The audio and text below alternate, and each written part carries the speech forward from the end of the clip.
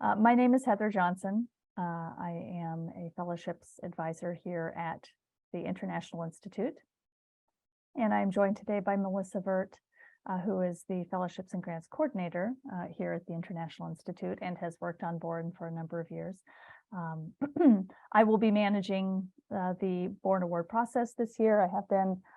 So hopefully you've been able to connect with some of the resources that we have. Today, we're going to go through a little more granular detail, what is in the essay section of it, the parts of the application where you're providing some of your own perspective on what you're doing and not just filling in blanks. We'll be able to answer questions and have a bit of a conversation, have a brief presentation, and then we can kind of dig in a bit if you have specific questions. And Melissa and I will do what we can to make sure that you have a clear picture of what needs to be done. All right. Melissa, would you like to say hello, or you don't have to? Sure, absolutely. Here, I'm going to pop up on the screen. You're going to pop up. Hi, I'm Melissa Vert. I think I've had the pleasure of speaking with a few people here. This is a program that I think is really fantastic. It's a really great opportunity. And I'm very glad that you're here. I just, in case you weren't aware, I imagine that you are, we are recording this session. So we are going to be providing this information to you so that you can look at it afterwards, especially over the break when you may be writing some of these essays. So if you have any questions at the end, just know that we're going to turn off the recording so that you don't have to have your personal stuff voiced. But we're here to answer any questions specifically about how to help you hone your essays. Very good point. Thank you for making that clear. All right, so without further ado, we'll jump in and hopefully clear up some things. So yes, hi, this is us, Melissa and I. Lovely pictures there. Okay, cracking the Boren application. So you've already found your way here to Boren. Presumably you are interested in studying a critical language overseas that has some connection to U.S. National security. Some of this is information that you likely already know, but just making a point that there are a lot of different things that fall under this category of national security. It's not necessarily, kind of the main things one thinks about. There are many ways that your own field, that you might have something that you might be able to do that's relative and make the case for how that it pertains to national security. And then you can dig into that to make your specific argument that connects with your own field of study. All right, so the big themes here, what's really important to Boren? As the name suggests, it is national security. This is well covered, but the main thing that you will want to consider is this angle of national security. Like, why is this important to the taxpayer? You're making the case that maybe something that seems on the surface to be a bit outside of what people typically think of with national security. If you can make the case that something from your field can be brought into this realm. And so it's important to, obviously in these essays, you're going to be connecting those dots and making the case.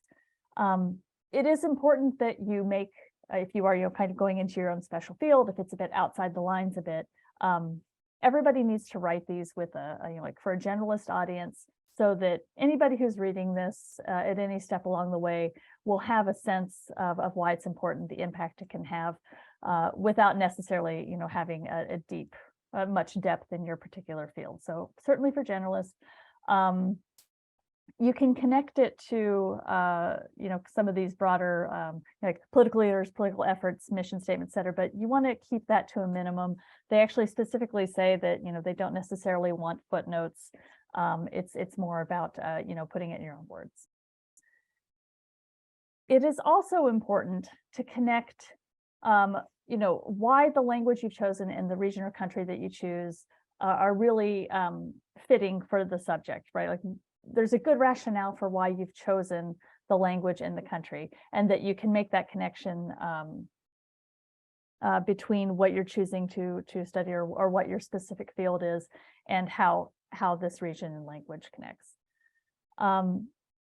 Further and further along that, the next point, that your field of study is eventually going to feed into a government job, that you're going to have this federal service requirement.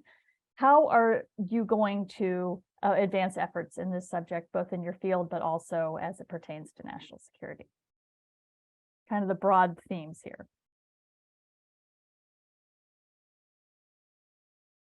Okay. So in terms of public service, the points that, again, you've probably seen these on the main Boren website, but these, if you haven't yet, this is what each essay point, what you need to be thinking about. Previous experience that's led to growth or personal quality, and how this is how it's prepared you to do this project overseas, studying this critical foreign language and culture, and also for fellows conducting your proposed research. It's important to reflect on something that that can easily be tied into strengths that you will draw upon while you're doing this. So give this some very careful thought. Maybe don't go for very first thing that you think of. You're really going to want to choose something that you can draw a very straight line. Okay, I've had this experience and it's going to directly feed into this Boren project that I'm proposing, and it's prepared me. In terms of the federal service requirement and what you've selected for your language and your host country, if you've chosen something, say, and I'll use an example that perhaps you've heard before, that you want to study, perhaps you're in marine biology, and you understand that there's a way to study the coral reefs that has implications on our understanding of global climate change. This is something that can be, certainly falls under the idea of national security. It's up to you to connect those things. And as you discuss your specific project and language, you have to turn the corner, so to speak, and describe how you're going to connect then with the federal service requirement. So it may be that you go and you conduct the study and then ultimately connect with a part of the government that this sort of work is housed. To that end, because you're going to be working for the federal government, you have to explain why this is of interest, even if it's something that maybe you're not thinking of a long-term career in the federal government. You at least need to make the case for that you will at least be able to provide something to the agency that you ultimately wind up working for, or the department you wind up working for, that they're going to get something out of what you bring, what you bring to the table, but then also that it fits, more broadly. And if you can conceive of a longer time in the government, that is also something that is looked upon positively. In terms of the work in the federal workforce, if you can conceive of a longer career trajectory there and kind of lay things out in a way that shows that you could conceive of a longer time there, like where maybe you would rise and become a leader within your department or whatever in your future federal employment, that will be looked upon positively.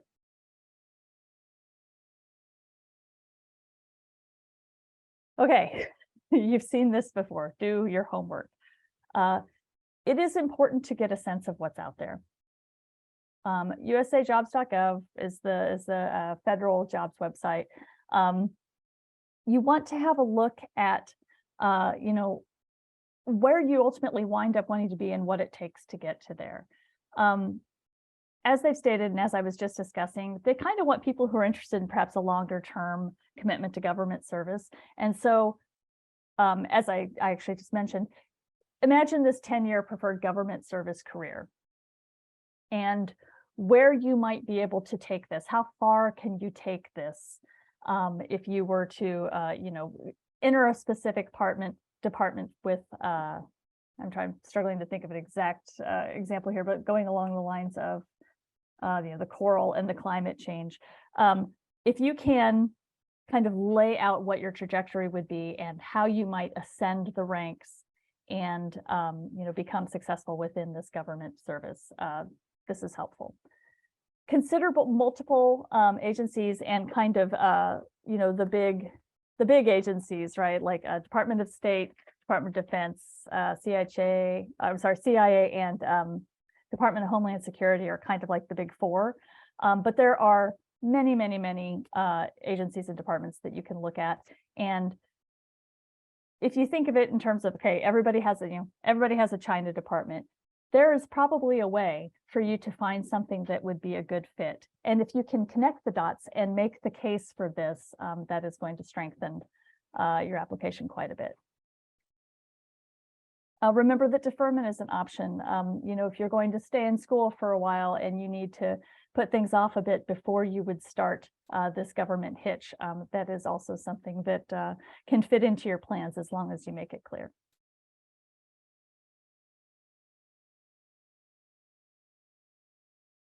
Okay, so the study plan summary. This one's the shorter answer, 250 words. This is basically where you're going to briefly discuss what you're planning to do. Not just the program of study you're going to do, but then also what you might do outside of your time in language study. So for instance, for fellows, you might be thinking of undertaking some research, internships, supplemental tutoring, things like this.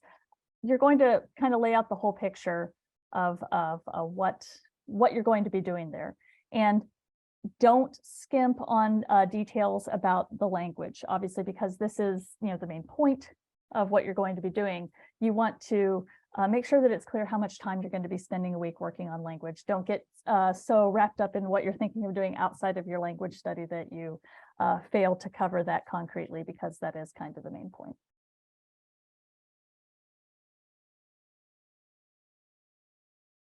For the fellows. So for fellows, you'll need to prepare an abstract, as you've seen, choosing a title, including your research abstract, 300 words maximum. Pay attention to those maximum numbers there. Research methodology. So this is where you can, include information about the people with whom you're going to work in country, with your affiliates in country, other sorts of official authorizations or permissions, that sort of thing that will allow you to feasibly undertake your project, to conduct your research, demonstrating that this is something that when you get there, you're not going to be running into any unforeseen hurdles. You want to kind of, put that forth right there briefly. It is possible to, pin in a little bit of your future objectives, but again, brevity is key here, kind of keeping it to the most boiled down, nutrient dense version of things.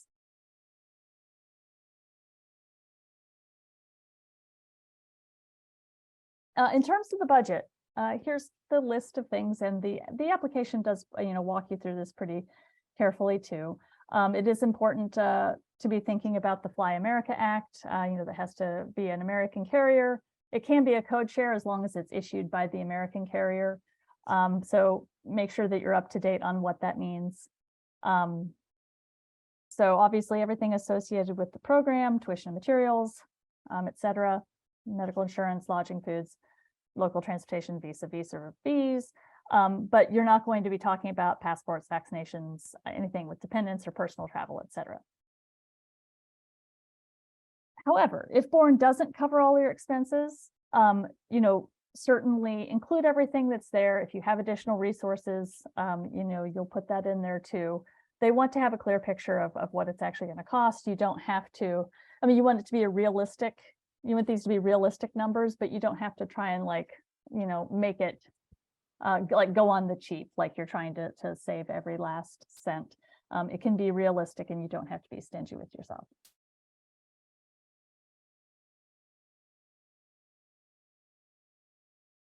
Okay, in terms of the language evals and recommendations. So For your language proficiency, you can see what's going to be covered there: interpretive listening, reading, person-to-person communication, and then presentations, spoken and written. So those are the areas covered by that. In terms of recommendations, scholars require 2. There are 3 for fellows, and for fellows, it's a little bit more involved. In terms of what they'll need to address, as you can see, that they need to know how long, what capacity they've known you, anything that they can provide about what you've done up to this point to be prepared, kind of all across the board: academic, linguistic, personal preparation, kind of your general list of things for recommenders, but it really does need to be kind of pointed at what specifically you're planning to go do. So when you talk to your recommenders, make sure they understand what the Boren program is, what it specifically is that you're going to be doing as part of the Boren, so that they can comment directly to that, and it's not too broad or too vague.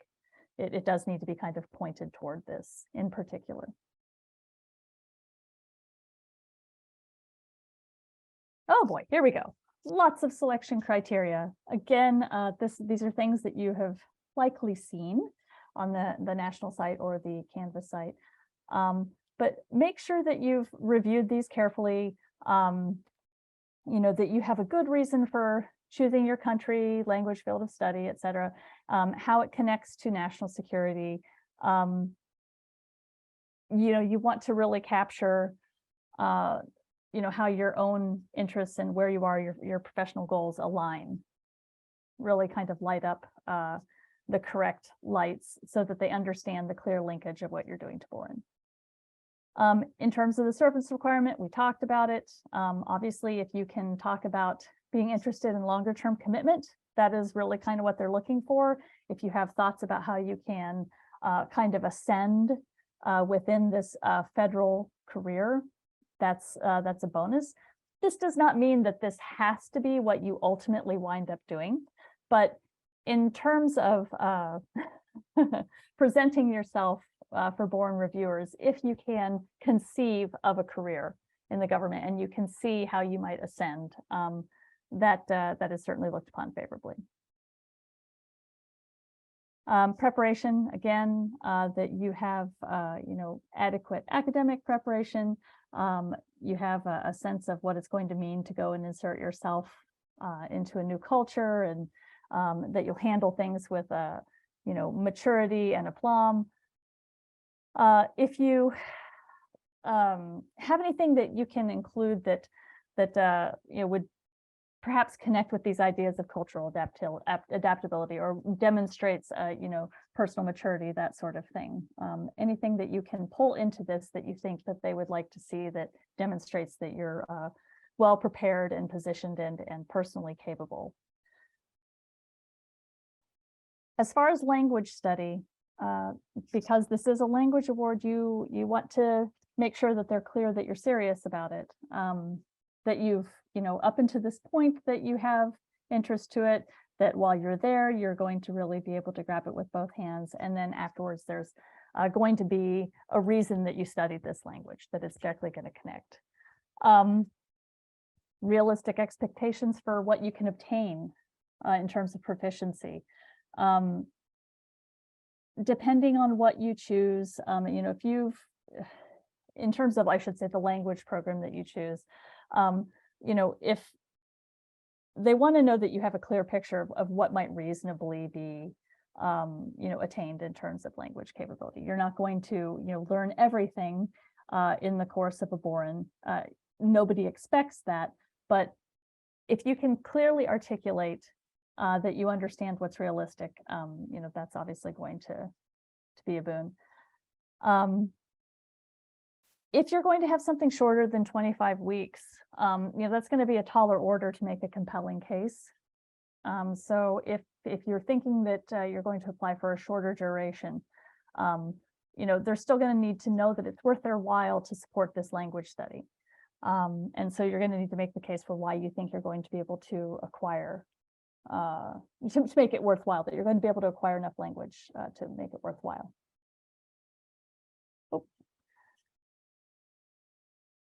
Okay, let's see. Oh yes, preferred languages. So we have, or I should say, there is a list. Probably seen it. In terms of preferred countries for Boren, these critical languages, things that are kind of outside of the commonly taught languages. Obviously, these are going to be where you would ideally be basing your study. If it's not on this preferred list, you really have to make a seriously compelling argument for why you would need to study a commonly, kind of a more commonly taught language or something off this list. That's a little more challenging, and we can work with you about how to make that compelling argument, but it is certainly in your best interest to approach something that's on one of the preferred lists. Sorry, I want to jump in here for a quick moment, Heather, just to detail the fact that I believe that this criteria is not referring to a more commonly taught language, but rather one of the languages that a less commonly taught language that isn't listed as a critical language. So say, if you'll notice, Mongolian is neither a country nor a language that's listed specifically there. That being said, people have made compelling arguments for why Mongolian and why Mongolia, but you are going to be trying to effectively show, and it can be done, that the United States government is unaware of the critical nature of a specific location and its corresponding language. Again, this is something that people have done. So Mongolian, they've done that. Someone last year chose a particularly small and not widely spoken language in Africa and argued that this was the language in which government policy was conducted, and therefore someone should be learning that language, and they successfully lobbied for it. So yeah, I agree, we are happy to be able to advise that, but I did want to make sure that this didn't accidentally lead to anyone trying to select something like Spanish, which is commonly taught and we would not really be able to advocate for. Sorry about that. No, that's incredibly helpful. Thank you so much. Clearly I had not approached this in that direction, so thank you, Melissa. Let's see, and then as far as kind of the last point here about fellows, if you're proposing a research or something, in addition to this language study, you have to make the clear case for how this is all going to fit together.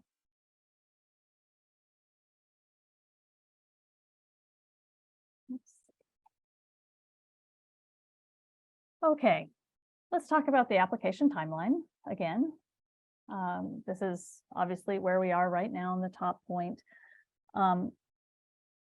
In terms of the campus deadline, you do not submit your application on this date. You will not be submitting the actual application until the national deadlines, which you can see a little bit further down. The campus deadline is the deadline for you to submit essays on the Canvas Boren resources site. There is, if you have not visited it yet, there is a Canvas site that is set up for this award, and there is a place there where you can prepare your essays and upload them for our review. That is what must be done by January 15th, is that they have to be uploaded to Canvas, not submitted through the national website. Can't hit this point home enough.